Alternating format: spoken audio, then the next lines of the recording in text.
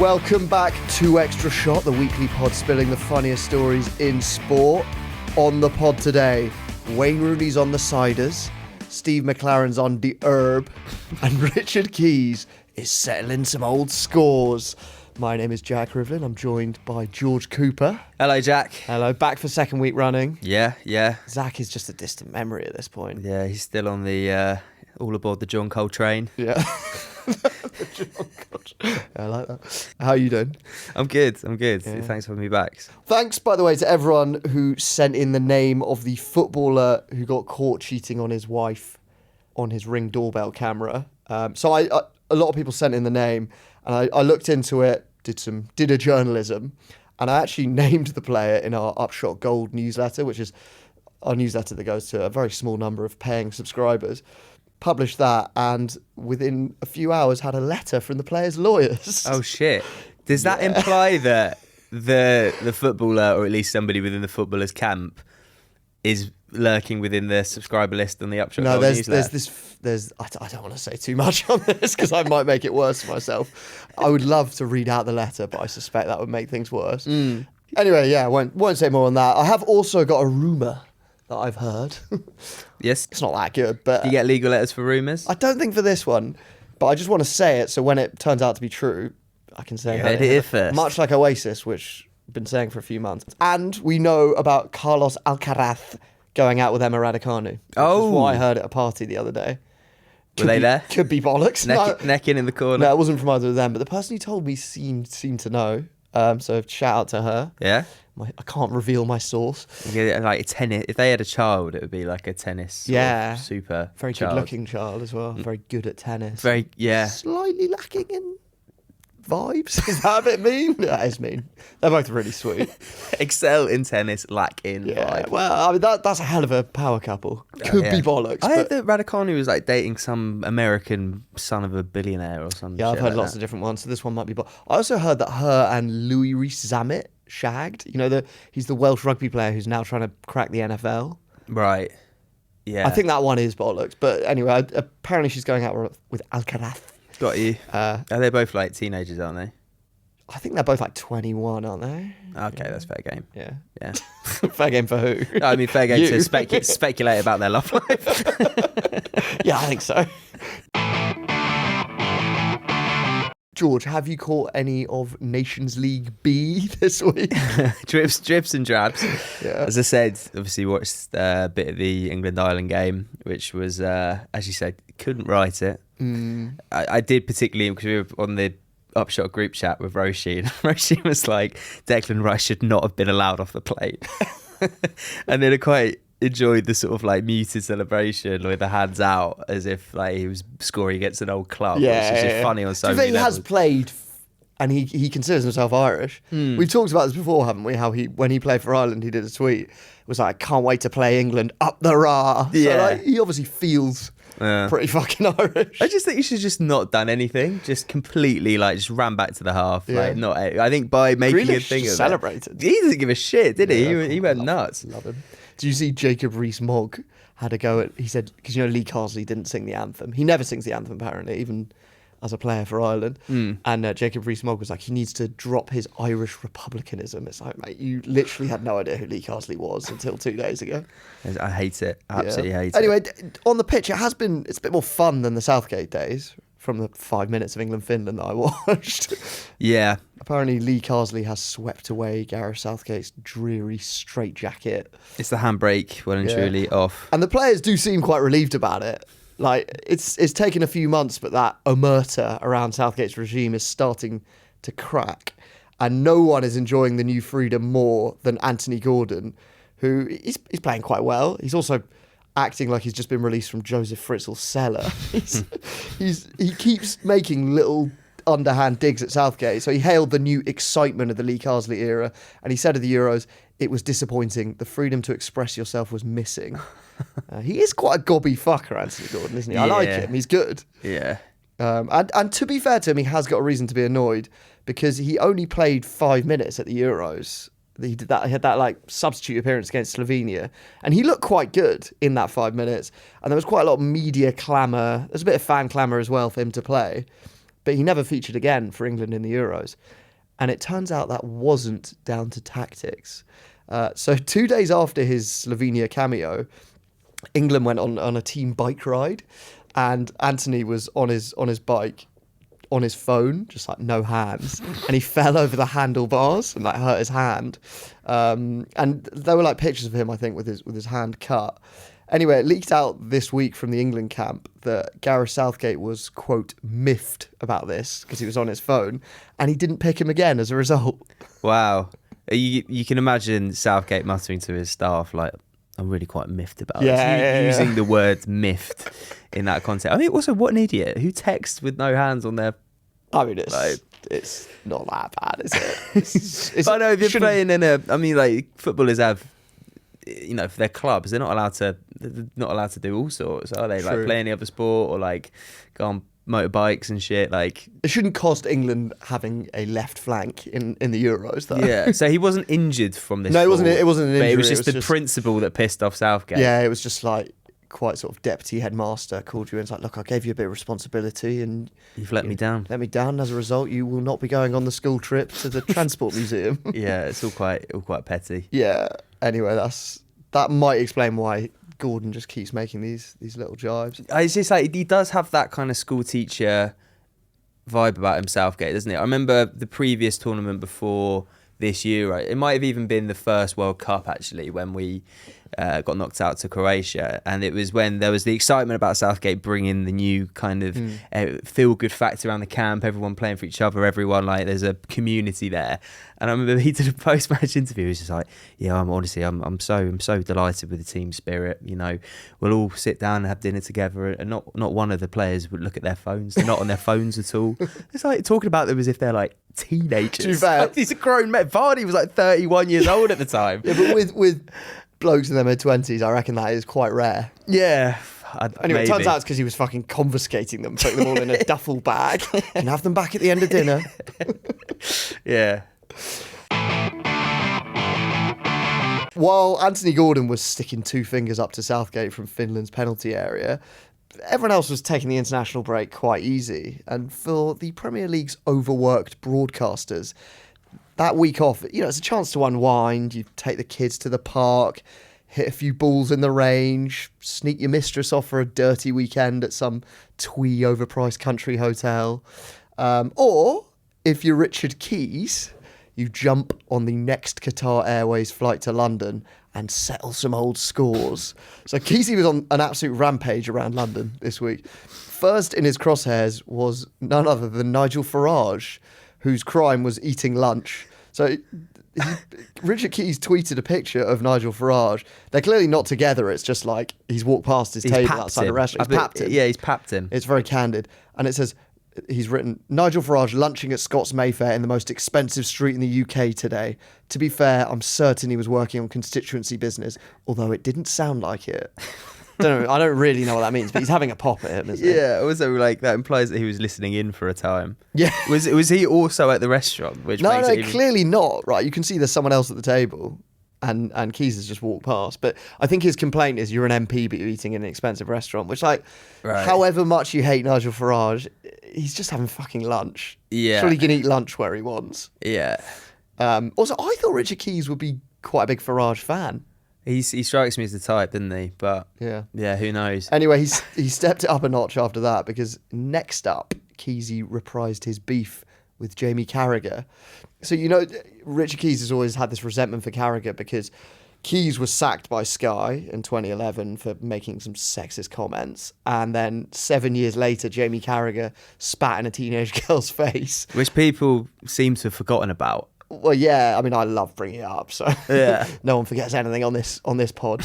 But yeah, he kept his job. And Richard Keys has always said that's a bit unfair, which, I mean, I don't know how much I want to get into. It's like, how do you can't really like compare the two, like, which, I mean, they're both obviously bad, and in my opinion, they're both sackable offences. Yeah, so it's like, what have you got to gain being like, well, he did that. Yeah, well, that's exactly what he did. So Keysy went on a podcast this week and said, if it's okay to spit on teenagers and continue to be employed, then great. For me, that was the far more serious offence. So he is saying that it's worse. I think if I was going to take Sky's side in this, I would say, it was a moment of madness from Carragher, and he was trying to spit on the girl's dad. When he missed. To the extent that he knew what he was doing. If people don't know what we're talking about, he gets taunted by a Man United fan when Liverpool lose, and he winds down his window and tries to spit on the bloke, but it just goes on the bloke's daughter. Say no more about that. Whereas Richard Keys, it was a pattern of behaviour, right? There were several videos, or at least 2, of him like saying that the female linesman didn't understand the offside rule, and then like being quite like grim and pervy. Yeah, he's just generally an unpleasant bloke. I think both were bad, weren't they? Both were bad, but I think that there's no question that Keys deserved to lose his job. Yeah, he's certainly not over it though. And then finally this week it was Jamie Redknapp's turn. So on the same day that he papped Nigel Farage, Keys tweeted, "What a day for bumping into unpalatable people. I just saw Jamie Redknapp. Happily, I needed a number 2, which was far more pleasant than stopping to talk." You know what? I doubt that interaction even happened. He was just on a roll with, like, as you say, settling old scores. Yeah. What's his problem with Redknapp? Yeah, why has he compared Jamie to a steaming turd? Unfavourably compared him. Richard Keys has always blamed Jamie Redknapp for his downfall. Right. So he actually wrote a blog last year where he said, hanging out the back of it, that was Redknapp's phraseology, because that was one of the horrible things Richard said about a woman. He said, hanging out the back of it, that was Redknapp's phraseology, not mine. I simply mimicked it, as I did with Smash It. Does anyone seriously believe I'm childish enough to use phrases like that? Yes. You're literally on video using them. So he's basically saying that clip of him where he's saying it and Redknapp's next to him is just him like joining in Redknapp's gag, which I guess is plausible that Redknapp is, was also speaking in those terms. But I don't know. He wasn't the one who was saying that like women shouldn't be linesmen, and he wasn't the one videoed saying it. There are far too many coincidences here. But also, it reminds me when John Terry got done for racism, and his excuse was, "I wasn't saying it. I was." I don't know. He was asking if he thought I said it. It's like, shut up. That's obviously not what the case is here. Just fucking admit it. Yeah, I just don't believe Richard Keys. No. I think it's possible that Jamie Redknapp did used to join in that sort of chat. He looks quite uncomfortable in the video, the famous Smash It video, where Richard Keys is asking if he smashed it about a girl. He looks like he wants Keys to shut up. Yeah, but maybe that's because he knew they were being filmed. Because Richard Keys does say it was a setup. Got you. In his more David Brent moments. What, like a conspiracy from Sky in order to oust it was a stitch-up. Yeah, I think he thinks that like dark forces in Sky and Jamie Redknapp colluded against him. Yeah, I know, but there's a reason why, like, whether that may or may not be the case. He still did it. He still did it. And also, there's a reason why people would collude to get rid of you. It's because you're a fucking sexist pig. Yeah. Sort of going around offending everyone. I always find whenever there's like a scandal like that, like with Christian Horner, the text, and people are like, someone wants him gone, they're putting these things out there. It's like, yeah, but he did do it. Like, surely that's the main thing. Exactly. Complicated with Christian Horner. Keys, is sort of spouting out hatred from his tiny little mouth. Yeah, I mean, it's been 13 years now, and like, obviously this is Richard me because I'm digging it up whenever I get the opportunity, but like, he's still so obsessed by it. Yeah. Isn't he married to his daughter's best mate or something? Yeah. He left his wife and is with his daughter's mate. Yeah. Tell you who had a nicer international break was Wayne Rooney, because he played for a Man United Legends team on the weekend and scored an absolute screamer free kick. Did you see it? Rolling back the years. It was a screamer. Plymouth fans are still waiting for the first league win under Rooney. So he's managed them in 4 league matches and yet to get the win. But he is impressing the locals in other ways.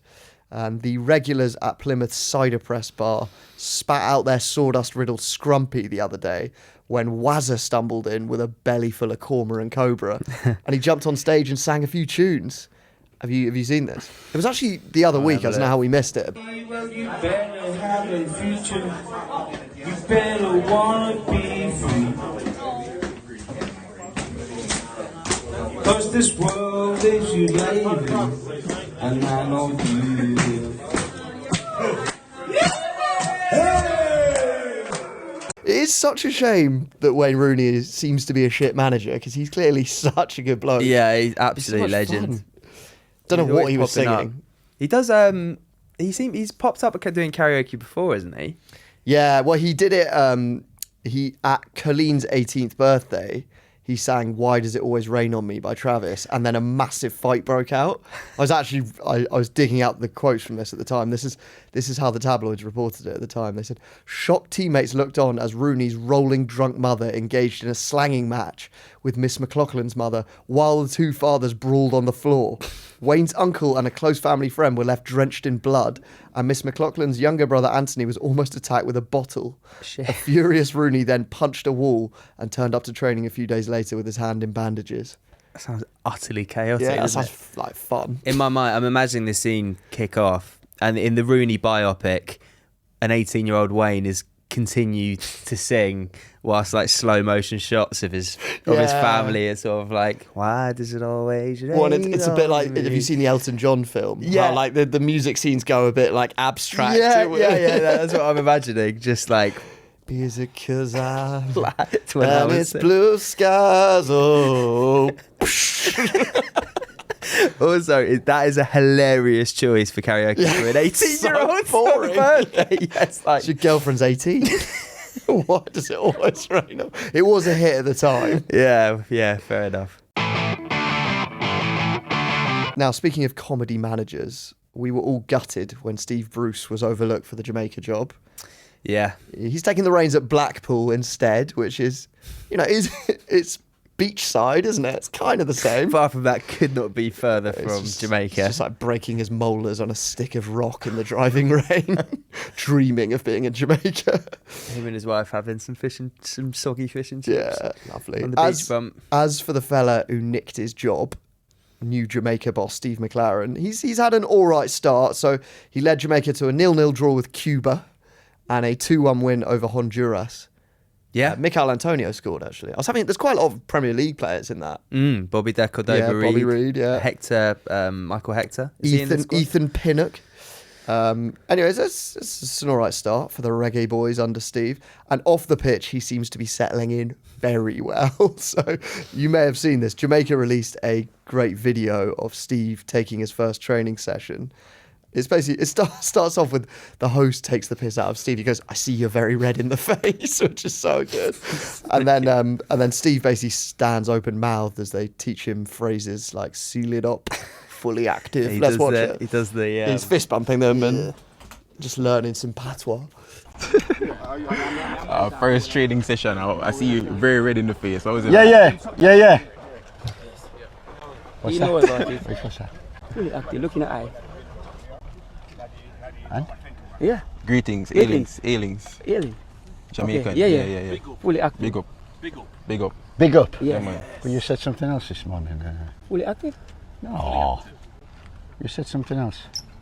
You sure? Ailings. It was something. Okay. Seal it up. Seal it up. Seal it up. Seal it up.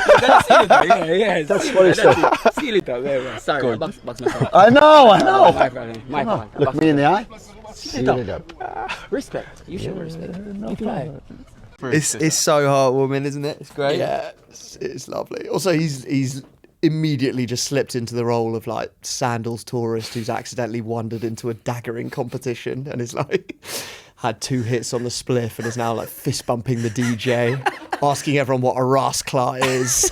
It's just, if you've ever been that clueless tourist in Jamaica, which I have, can sympathise. If I ever told you my daggering story, I mean, forgive my ignorance. What exactly so is daggering is, it's worth looking up. It is it's like a dancing format where basically like the women twerk and then the men like, you're basically simulating sex but like throwing them around and stuff. It's crazy. Anyway, I went to this I was in Jamaica with 2 friends and we like got chatting some local lads and they were like, "Oh, come with us to a party." And I was like, "Oh, fuck yeah, get off the tourist trail." So we like jumped in the back of their pickup truck and we're like riding from this like beach resort into Jamaica. I was looking on Google Maps and we were just like the middle of the island. It was like an hour-and-a-half drive.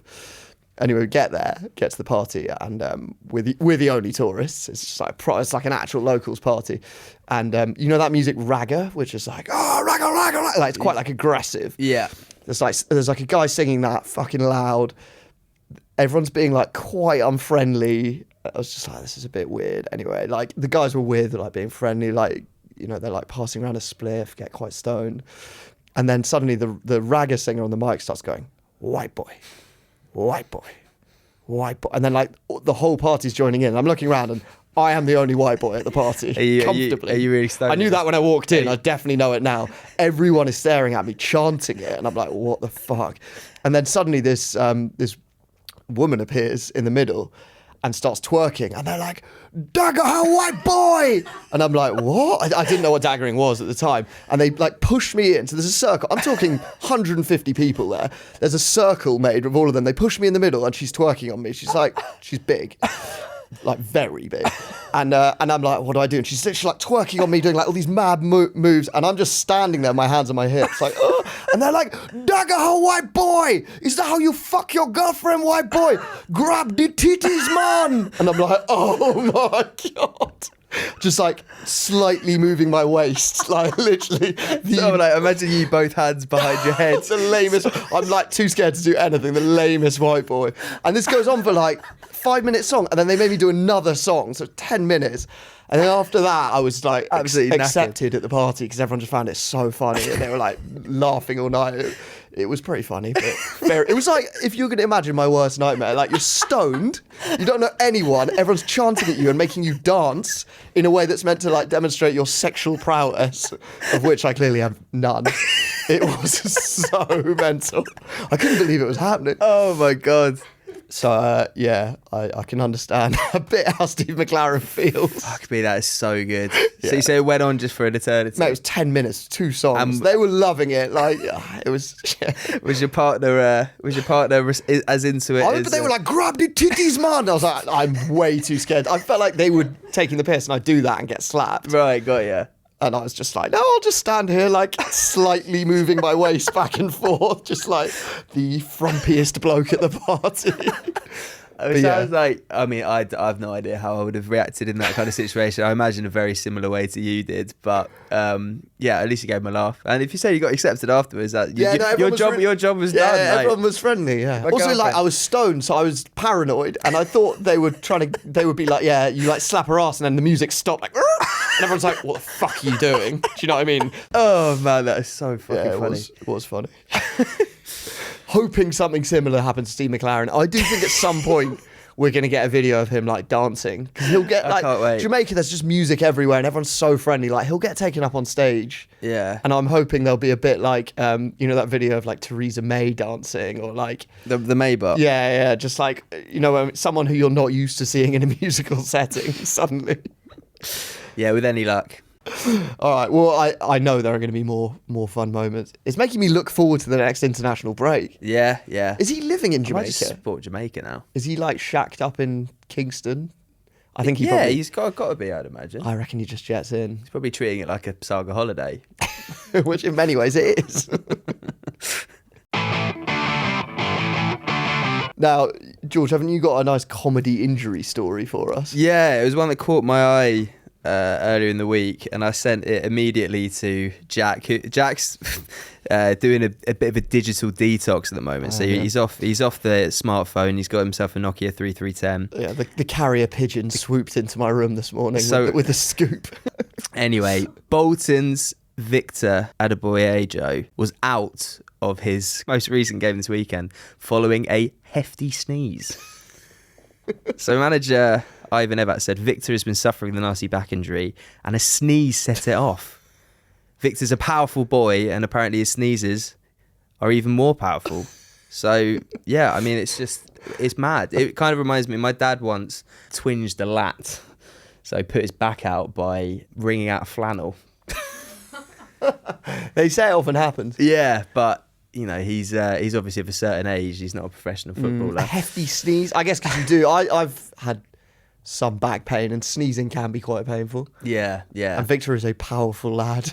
Exactly. Is that the first time someone's been ruled out by a sneeze? I'd imagine so. Like it's the sort of injury that I'm surprised that they came out with the original source. It's like they probably clubs would just say back injury, but they're probably having a good old laugh about it. I was actually having a look at other comedy injuries So I think we told this one on the Scottish football pod we did, but Rangers' Kirk Broadfoot got ruled out when he was inspecting 2 eggs he just poached in the microwave, and his fork pierced one of them, which blew up and skirted scalding hot water in his face. He was out with burns. Fuck me. I've had an egg explode in my face before, but just on the frying pan. Do you poach in the microwave? You can do, yeah. Yeah, I mean, What, a bowl of boiling water still? I imagine so. It's not my poaching technique, I'd have to say. Nor Kirk's anymore. That's quite a nasty way to go out. Dave Besant, the old Wimbledon and Chelsea keeper, his Chelsea career was ended when he dropped a 2-kilo jar of salad cream on his foot, broke his toe. That was probably, let's face it, it's probly John Fashanu coming back to settle some old scores. Yeah, blame the salad cream. Yeah. He put it on an uneven shelf. Shinji Kagawa ate too much the night before a game and had to have his stomach pumped. I don't know what he was eating. He's doing one of those all-you-can-eat buffets. Yeah, I don't know. It was when he was at Man United, Dave Moyes said, yeah, he ate too much, he was out of the game. And they were like, ate too much? And he was like, yeah, no, he actually had his stomach pumped. Surely Moyes taking the piss there. I don't know, apparently he did. Richard Wright, do you remember the old Everton keeper? He got injured during the warm-up of a match because he fell backwards into the goal and landed on a sign that said, stay out of the goal mouth.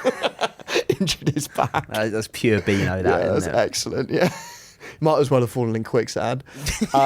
And this one's mental. Darius Vassell, the old England striker, he had a blood blister under his toenail. So he did what you or I would do. He grabbed his Black & Decker drill, drilled a hole into the toenail and lanced the blood blister. Oh, that's like, do you remember back in the day, those lads mags like Nuts and Zoo would have the like gore page, yeah. Never understood why they put that in. the gore page. Yeah, you're there for like Lucy Pinder and suddenly there's just like some bloke who's eaten his own bollocks during an earthquake or something. Some shepherd. It was a lot of it was like sort of like lads in the trade who'd had like accidents with power tools and stuff, and it was really, they put the pictures in. Yeah, I found it. It's never been my bag, gore. No, but I never had Darius Vassell down as a nutter. Fuck me, yeah, that's pretty. Just drill a hole. It's like people that you hear who like sort of like do their own dentistry and stuff. Does anyone do that anymore? Bob Mortimer apparently. Does he? Yeah, but yeah, he probably needs to after eating mashed potato made from a bag of crystal water in it. No water. Oh, he just mashes it up. Just mashes them up. What, he does his own dentistry. Yes. What, I removes saw him on teeth? an episode of Would I Lie to You? He says he gets his son's gaming chair, puts it on the kitchen island, rocks back, and uses the light on the extractor head, which is just the most crazy image. Well, so Darius Vassell does his own podiatry. That's his own, yeah. But would a podiatrist, or whatever the right doctor term is, would they use like a fucking drill? I very much doubt it. It seems like quite a medieval use of tools. He only missed 3 matches. It's quite impressive. Good on him. It's a shame that he didn't have Neil Warnock as his manager at the time. Yeah, he would have just got his file out and sorted that right out. You know, whenever I think of Neil Warnock and his chiropody skills, I imagine, do you remember that Pixar short with the guy? Well, I think it might be a scene in Toy Story, which got the little glasses and the little tool set. That's how I imagine Warnock. Some classical music on, sort of like scrubbing away at someone's calloused foot. at Paddy Kenny's bunions. While we're talking, this story's slightly related. There was a good moment in Welsh non-league on the weekend. So Baglan Dragons, who they're in South Wales, they were trailing 3-1 and they sent on super sub Jordan Evans. He trotted onto the pitch in the 52nd minute, proceeded to set up 2 goals, score the winner, and then with 5 minutes to go, the police turned up and they dragged him off the pitch in cuffs. What had he done? They arrested him on suspicion of theft, took him to the station and then actually released him without charge. But I'm calling this, you know, you got like the perfect hat trick, like right foot, left foot, head. This is the perfect non-league hat trick, which is assist, goal, arrest. It's amazing. Like I imagine the linesman scrabbling around after he's been taken off, being like holding up his number. It's been replaced by number 4. Yeah, the police were like, we officially arrested him in the dressing room, but they did. There's literally a video. It's quite grainy of him being dragged off. Maybe he'd done a Vardy and he'd overstayed his ankle. Yeah, I thought tag maybe curfew. he'd been he's on tag. He's on tag. I don't think he was. I think it was just like wanted for questioning. That's so good. I'm going to get a free Jordan Evans t-shirt, I think. Jordan Evans is innocent. Do you think that if you are a copper and you need to make that arrest, you'd have a word with the linesman and Yeah. ask for the numbers. You'd be like, can you give him the shepherd's or hook, would you would just you? go straight on the bench? Manager, there was only 5 minutes left, so I guess maybe they were waiting from the moment he came on. They saw him just turn the game around 4-3, and they're like, all right, you've had your fun, Jordan. Yeah, it's a big during the international break. This is a big stag weekend, isn't it? So I'm told, and a lot of stag do's go watch non-league during this time. Oh, really? Yeah, because my mate was on a stag do this weekend, and he said that the stag was dressed as a tooth fairy for some reason, and he said there were basically the whole attendance was basically stag parties. So it was stag that got brought out as the mascot. Of course. His mate Billy was a stag dressed as Tooth Fairy, did the crossbar challenge at half time, was joined by 4 other stags, all dressed in various different fancy dress and stuff. And then there was something else as well. There was a streaker at the last minute, another stag do. You'd be like, what's going on here? But I could see the appeal. I thought you were going to say that stags go and watch some random international game. no. San Marino beating Liechtenstein, which actually happened, didn't it? Yeah, They got their first win in 20 years. It was the Shitmuncher derby, Yeah. and 18-year-old scored the goal. So was that the Shitmunchers derby? Is it Liechtenstein who are the other? Liechtenstein with the team that San Marino beat 20 years previously? Because I was thinking Shitmunchers derby is Andorra for some. I guess Maybe. there's more than one. Yeah, no, the El Clasico of the Shitmunchers derby. El Crapico. Finally, George, the Paralympics is over. It went out with a bang on its final weekend in the women's marathon. Did you see the drama? I didn't know. So I think this marathon is specifically for blind and visually impaired people, because I'm talking here about Elena Congost, who's the Spanish marathon runner. She's blind. She was a medal hopeful. She's really good. And obviously in the blind marathon, you need a guide to just, make sure you're going the right way, following the route. And your guide is joined to you by a rope. And the rule is you have to stay holding onto the rope. If either of you let go of the rope during the race, disqualified. Anyway, you need someone who's pretty handy in a marathon, right? Because they've got to come round with you. And she runs it in about 3 hours. So I think there are a few nervous glances in her camp when Elena chose 57-year-old hairdresser Mia Carol Bruguera as her guide. He's 57. Is he definitely going to have the minerals to keep up the pace with a medalist for 26 miles? And those fears were realised. So 10 metres from the finish line, Mia's calves gave way to cramp. So he makes it over the line and they cross in third place. But Elena briefly let go of the rope to check he was okay. And the cruel blazers who run the Paralympics have stripped her of her bronze medal. I mean, it literally happened on the line. That is, surely in the spirit of the games, you give it to them. They're like, nope. Yeah, no, they've stripped them. Rules are rules. That is brutal. Yeah. Also, it's obviously, I was sort of, you can't help but root for him. You're like, God, I got that. But seeing her run and being immediately followed by quite a creepy man with a long beard sort of looked like she was being chased. Yeah, you can't really see the rope. And she's looking back at him a lot, looking concerned. Yeah, somebody help me. If you were sort of like an onlooker who didn't know there was a race, you'd be like, what's going on here? I'd look at his Insta and he seems like such a lovely guy. I bet He describes he is. himself as a choco addict. Oh. So and a I'm bald being, hairdresser. I'm being very cool. Yeah, no, also he does get over the line and he ran that in 3 hours, which is pretty rapid. But yeah, certainly shits on any time I could get. Yeah, exactly. Anyway. That is so out of order. Yeah, just give them the fucking medal. She would have known the moment she did it as well. Yeah, letting go. I think you can kind of see that because then she's really clinging on to it.